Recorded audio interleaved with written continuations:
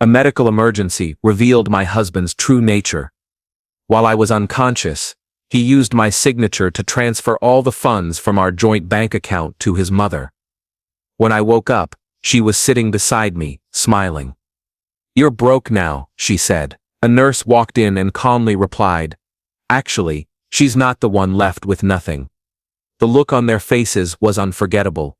I'm a 45-year-old woman who used to believe I had a normal, stable life, married for 20 years, no kids, decent jobs. We weren't wealthy, but we were financially comfortable. Mark and I had been together since college. We met at the University of Texas at Austin, clicked quickly, got married after graduation, and stayed in Austin ever since. Over the years we built what I thought was a solid life. A cozy home in North Austin, 2 cars, savings, investments, and a shared bank account. Or so I believed. This happened last year, and it still feels surreal.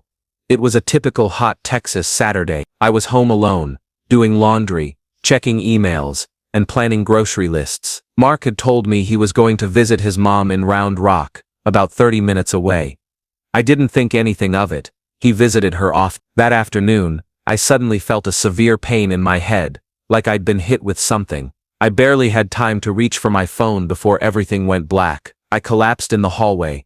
The next thing I remember was waking up in a hospital bed. I couldn't move much, my mouth was dry, and I felt like I'd been in a car accident. Machines were beeping, and there was an IV in my arm. My vision was blurry, but I recognized the person sitting next to me, Mark's mom, Margaret. She gave me the same insincere smile she always wore at family gatherings.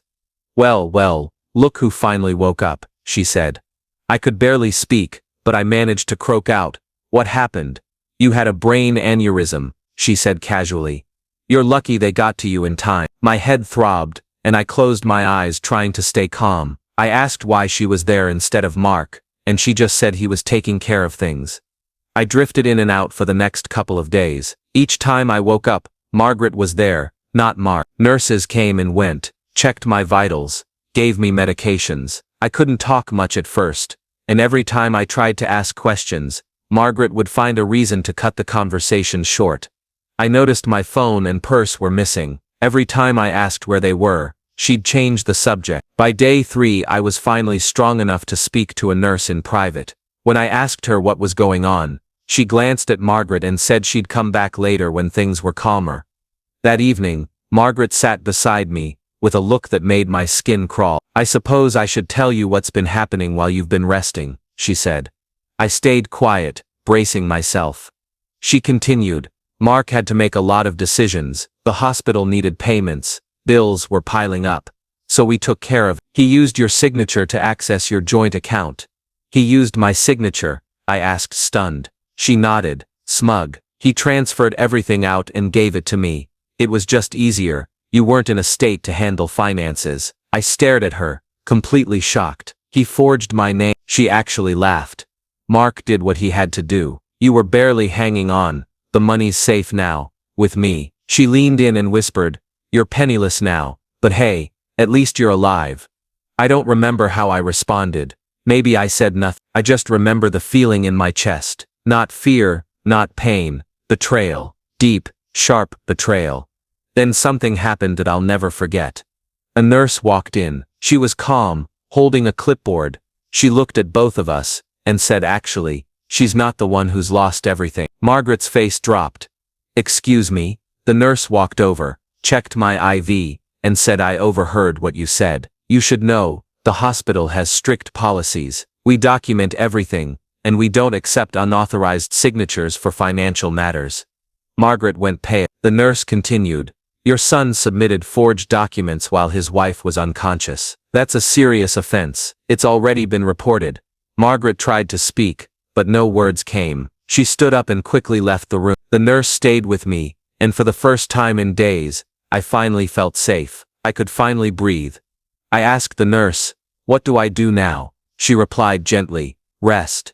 You've got a long road ahead, but you're not alone. We've seen situations like this before, and trust me, this won't end well for them."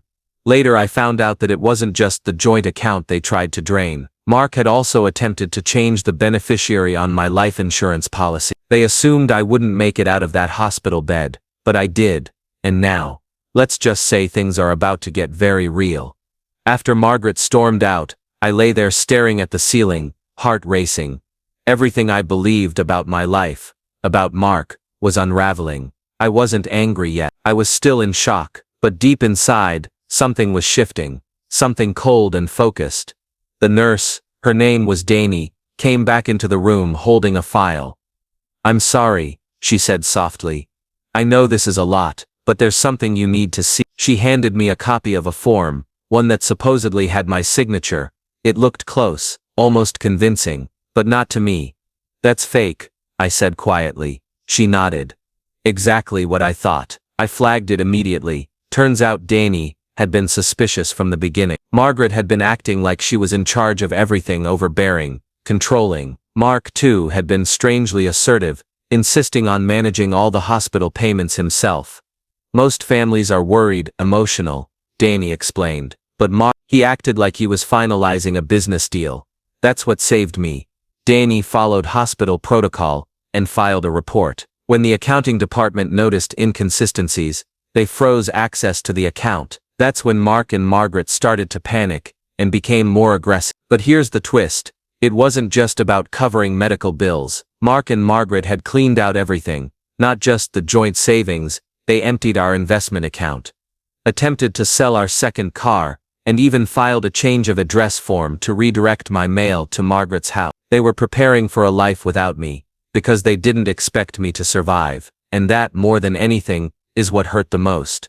My husband, the person who vowed to stand by me, he looked at my unconscious body and thought, "This is my opportunity." Just when I thought I'd heard the worst, Dani showed me one final document. It was a copy of a life insurance claim. "They submitted this 2 days ago," she said, "but it bounced back. They used an old policy number. We contacted the provider, and now the entire policy is under investigation." That was the moment the anger hit me, hot, sharp, and undeniable. He tried to cash in on my death. My hands shook as I held the paper. It didn't feel real, like I was reading someone else's horror story, but it was mine. I asked Dani if I could have my phone.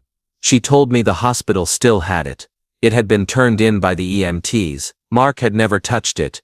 He probably didn't realize I'd had it in my pocket. She brought it to me. I turned it on with trembling hands. There they were. Voicemails. Dozens of them. All from Mark. All from the first day I was unconscious. Then nothing. Silence. I checked my texts. Same pattern, several frantic messages in the beginning. Then complete radio silence. The last message I got from him came 3 days after I was admitted. "Hey, they said you might wake up soon. Let's talk when you're ready. There's a lot to explain, but it was all for the best." "Okay? The best for who?" I didn't reply. I wasn't ready. I needed a plan. That's when I remembered something important. Just a few weeks before everything happened, I'd opened a personal checking account. It was a spur-of-the-moment decision. I had started freelancing again, and thought it'd be smarter to keep that money separate for tax reasons. Mark didn't know about it. He didn't even know I was freelancing again. The balance wasn't much, just over $4,800, but at that moment, it felt like a lifeline. It meant I wasn't completely powerless. I asked Dani to help me get in touch with a social worker. She connected me to a legal advisor the hospital had on retainer. A sharp, quiet woman named Tasha. I told her everything. She didn't even flinch. She just started taking notes and said, "We'll get a restraining order started, but you need to act quickly." By the time I was discharged, the hospital had filed a report. All insurance activity had been frozen, my accounts were under review, and thanks to Dani, there was now a digital trail. Emails, notes, security logs. Mark and Margaret had been watched the entire time, and they had no idea. But just when I thought things couldn't get worse, something else dropped. Tasha told me someone had tried to access my medical records outside the hospital system. Someone using Mark's name and ID had tried to log in through a patient portal I'd never even used. "They were trying to obtain power of attorney while you were unconscious," she said. "They needed your full medical file to complete the paperwork. They weren't just trying to take my money, they were trying to erase me entirely." After hearing that, everything began to make sense. This wasn't about panic. It wasn't about needing to pay bills. This was planned. Mark and Margaret weren't reacting to a crisis. They had been waiting for one. I remembered a moment, maybe 2 months before the aneurysm. Mark had suggested I switch my primary doctor to one closer to home. It'll be more convenient, he'd said. But he chose the doctor, someone I'd never met, at a clinic I didn't trust. I never went. I kept seeing my old doctor. Now I wonder if I had switched, would that have made it easier for him to manipulate my records? Then another twist. 2 days after I was discharged, I was staying at a quiet extended stay suite on the edge of town. It wasn't much, but it was safe, and far away from that house. Tasha called. You need to hear this. She told me that a friend of hers at the bank had flagged something suspicious. Just a few days after I collapsed, Mark had filed for a mortgage loan, using my name and my credit, not a refinance, a new application, for a duplex, in Waco. It made no sense until I looked into the property. It was owned by a woman named Nancy, an old friend of Margaret's, with no kids. Guess who was listed on the buyer information as the joint resident? Margaret.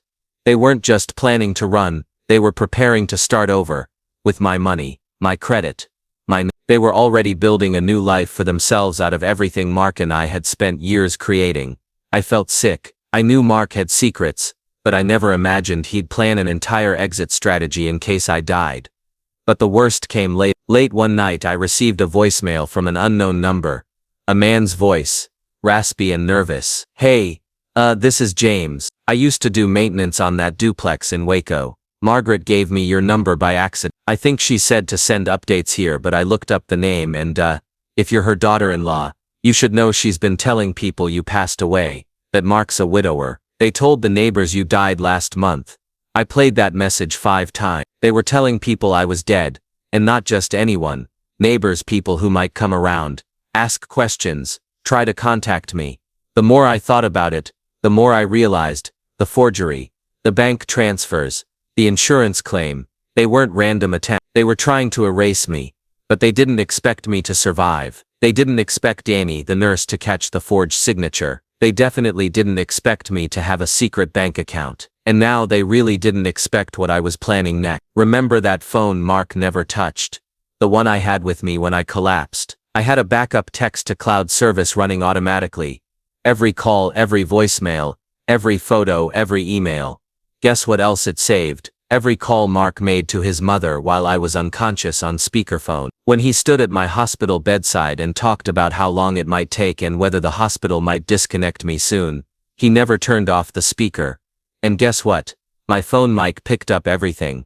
I didn't sleep that night. I listened to every voicemail, every phone call. I could hear them laughing, planning, Margaret telling Mark she already found curtains for the new house. Mark saying once they pull the plug, they can close the deal.